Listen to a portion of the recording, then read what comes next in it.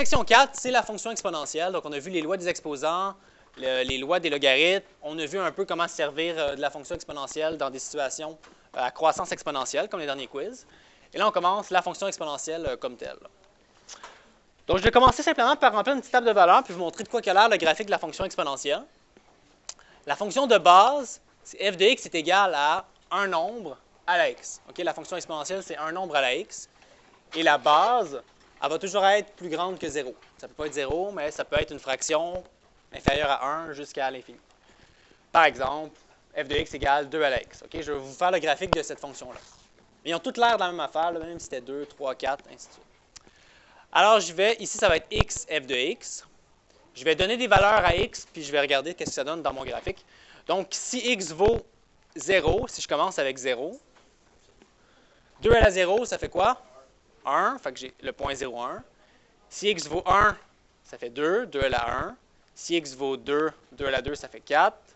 Si x vaut 3, 2 à la 3, ça fait 8, ainsi de suite. Donc, j'ai quelques points ici. Je vais les placer. J'ai le point 0,1, 1, 2. Pour ça, j'ai 2, 4. On voit que ça monte de plus en plus vite. 3, 8. Ça double à chaque fois. OK? Ça le double à chaque fois.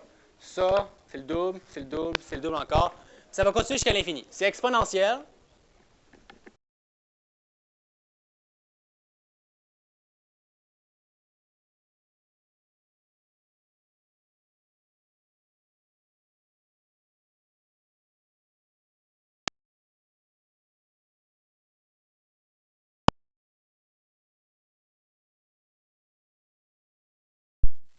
Ça double à chaque fois.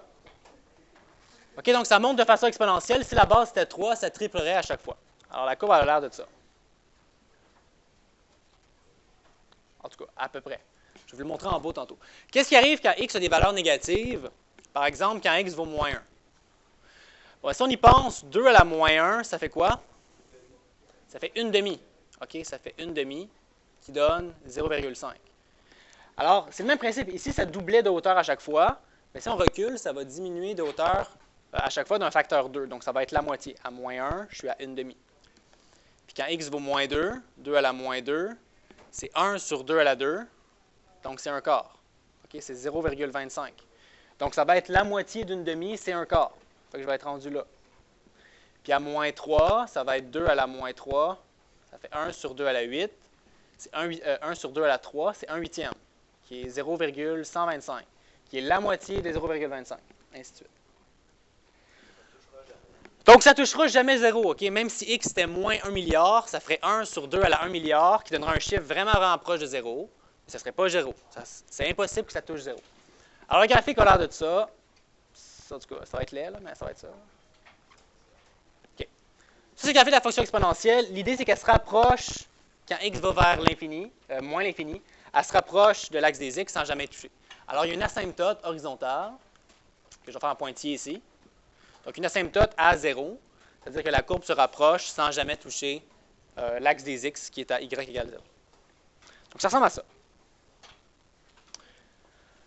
Alors, comme pour toutes les fonctions qu'on a vues depuis le début de l'année, quand on a la fonction de base, f de x égale c à la x, on peut ajouter les paramètres. Okay? Les paramètres a, b, h, k pour faire une translation horizontale, ça c'est h, translation verticale, c'est k, étirement vertical, c'est a, puis compression horizontale, c'est b. Vous allez voir, il y a bien des paramètres qui vont disparaître, ça va devenir plus simple. Donc, je vous montre rapidement. On ajoute les paramètres de la même façon que d'habitude. C'est peut-être un petit peu loin dans votre mémoire, mais on remplace le x par bx moins h. On met un a devant et on fait plus k à la fonction. C'est comme ça qu'on ajoute les paramètres. Et vous allez voir, il y en a deux qui disparaissent. C'est le b et le h. Je vous montre rapidement pourquoi ils disparaissent. Pourquoi ça disparaît? Bien, regardez bien ici. Si cette fonction-là ici, je peux travailler avec le c. C à la b fois x moins h.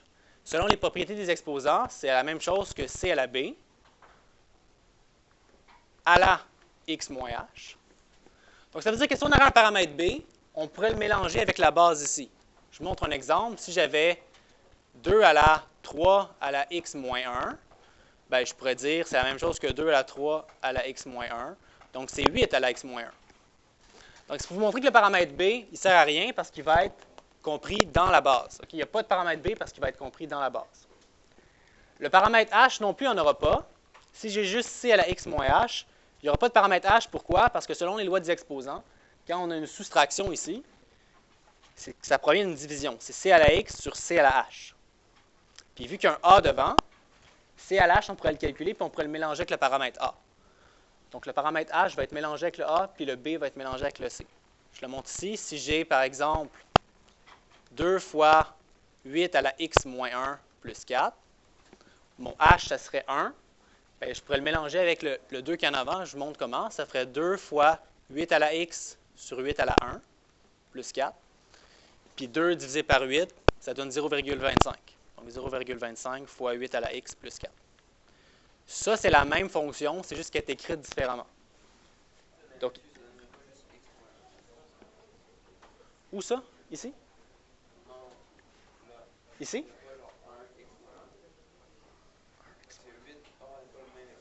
Il n'y a pas le même exposant, c'est ça. Oui? Oui, Germain? OK. Je ne vous demanderai pas de faire des démonstrations comme ça. Je vais juste vous montrer rapidement que le paramètre h, on n'en veut pas.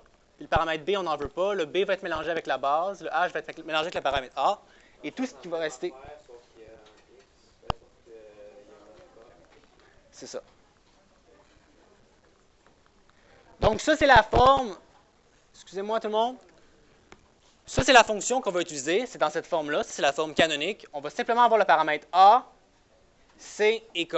Il n'y aura pas de b, il n'y aura pas de h. Donc, ce qui est à retenir aujourd'hui, c'est juste ça la matière. Pour ça, je finis avec 2 exemples. La forme canonique de la fonction exponentielle, c'est ça. AC à la x plus k. On a la base ici. On a k et a. Le graphique de la fonction exponentielle a l'air de ça, comme je vous l'ai montré tantôt. Ici, c'est encore une fois avec la base 2. Là, ça double à chaque fois. Si la base serait 3, ça triplerait à chaque fois. Et on a l'asymptote ici, qui est égale à k. Je vous rappelle, k, il fait une translation verticale. Donc, si, normalement, k c'est 0, il n'y en a pas. Mais si k c'est 1, la fonction va être 1 plus haut. Si k c'est 2, l'asymptote va être à 2. Puis la fonction va être comme ça ici. En bas, j'ai rappelé 2 paramètres qui sont importants. Je vous rappelle que quand a est négatif, dans toutes les fonctions qu'on a vues, quand a est négatif, ça fait une réflexion verticale. C'est-à-dire que si a était négatif, ce serait ça comme ça, qui est réflexion verticale. Et le dernier ici, c'est que si C est une fraction entre 0 et 1, ça va faire une réflexion horizontale. Ça va avoir l'air de ça ici. Comme ça. Pourquoi? Je fais juste l'expliquer celui-là. Ça, c'est la fonction f de x égale 2 à la x. C'est celle-là qui est tracée ici. Moi, je dis que si C est une fraction, comme f de x égale 1 demi-x, on fait une réflexion horizontale. Mais pourquoi? Parce que 1 demi, je vous rappelle qu'une demi, c'est 2 à la moins 1. Puis 2 à la moins 1 à la x, ça fait 2 à la moins x. Et le petit nombre qu'il y a devant le x, je vous rappelle que c'est le paramètre b. Et depuis le début de l'année, on dit que quand le paramètre b est négatif, ça faisait une réflexion horizontale, pour ceux qui s'en rappellent. Eh bien, c'est pour ça que, étant donné qu'on a mélangé le paramètre b avec la base, si la base est une fraction entre 0 et 1, on va avoir une réflexion horizontale. Alors ça, c'est à savoir, c'est la matière, OK? Je vais vous montrer comment ça s'applique dans des problèmes. Puis vous allez voir, ça va quand même bien quand vous allez faire les exercices. Je vais avec le premier exemple. Le premier exemple, c'est tracer le croquis d'une fonction. Alors, on vous donne une fonction, il faut la tracer. Donc, c'est sûr qu'on part de la fonction de base. La fonction de base, elle a l'air de ça. Je la redessine une autre fois. Normalement, on a une asymptote à 0 comme ça. Puis le graphique a l'air de ça ici. Normalement, ça a l'air de ça. Fait que je pars de ça, puis je me dis quelle modification qu'elle a subi cette fonction-là. Puis j'essaie de faire un croquis. Donc, premièrement, il faut la mettre dans la forme canonique. Ici, on n'est pas dans la forme canonique parce qu'on doit être dans la forme a, c à la x plus k. Le problème, c'est qu'on a un moins ici. On n'est pas supposé avoir de moins. Donc, le moins, on va le mélanger avec la base. On va dire, premièrement, f de x égale moins 2 fois 3 à la moins 1 à la x. OK, on va mettre le moins ici avec la base en bas. Donc, ça va me faire moins 2 fois 1 tiers à la x plus 5.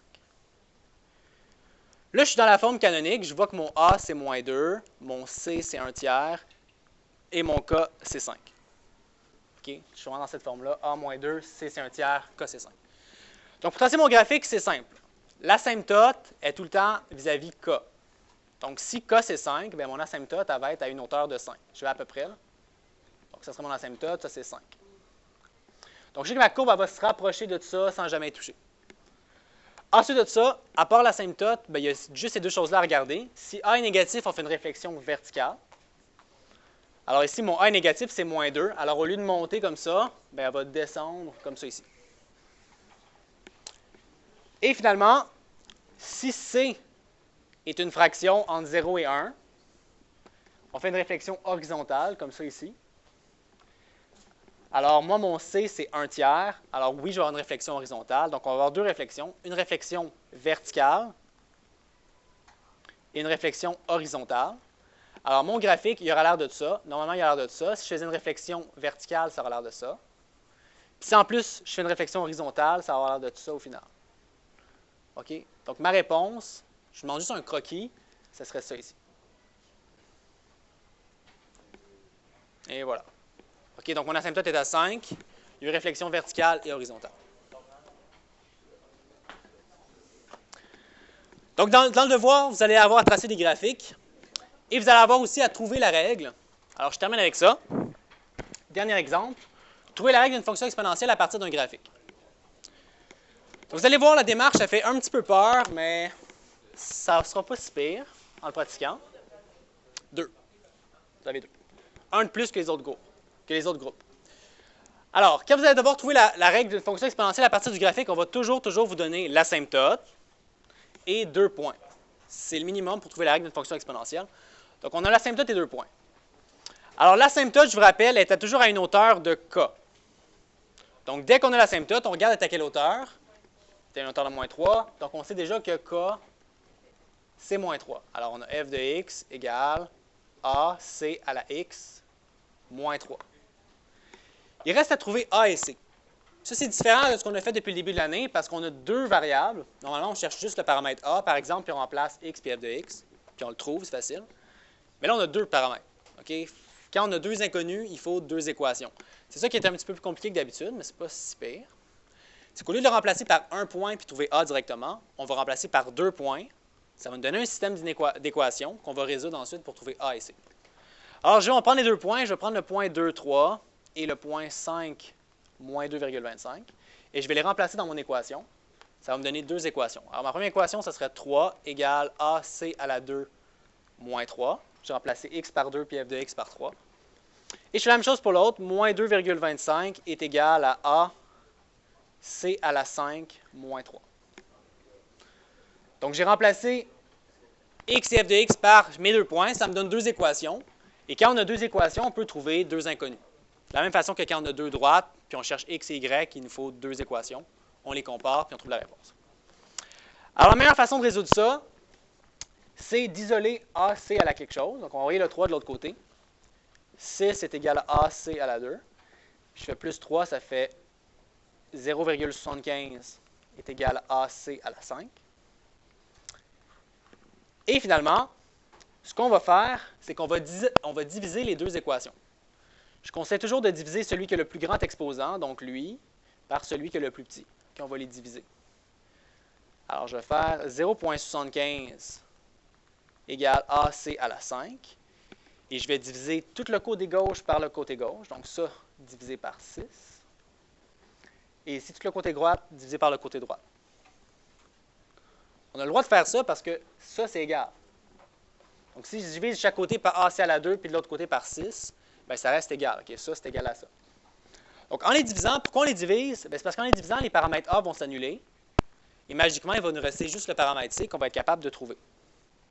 Donc, ça va me faire C à la 3. C à la 5 sur C à la 2, ça fait C à la 3. Et ça, ici, je divise les deux. Je ne sais pas combien ça fait. Est-ce que quelqu'un pourrait me le dire? 0,75 sur 6. 0,125. Merci. Et finalement, ça, c'est la réponse. Finalement, pour enlever l'exposant 3, qu'est-ce qu'on fait?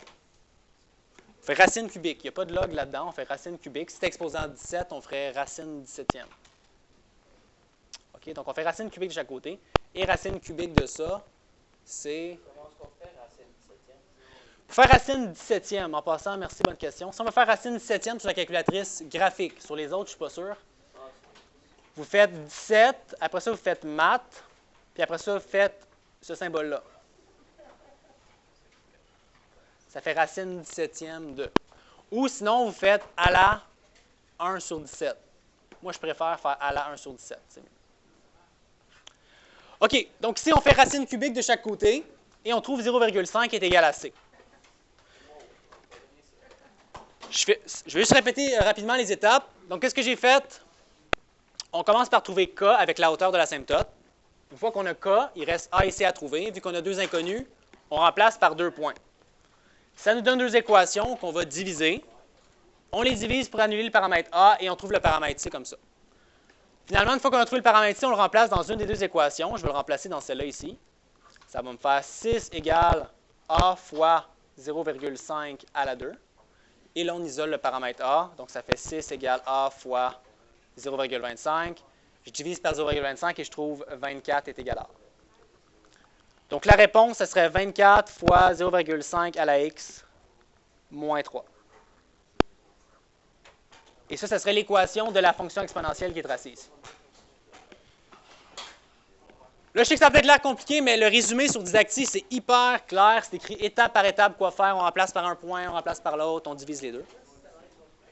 Donc, pour conclure, je vais juste terminer avec ça. Pour conclure, juste faire la distinction, il existe deux types de problèmes, avec ou sans cas, comme ceux qu'on vient de faire. En général, quand on vous donne la situation avec le taux de croissance, l'intervalle de temps et la valeur initiale, comme dans le quiz, il n'y a pas de cas. Il n'y a juste pas de cas.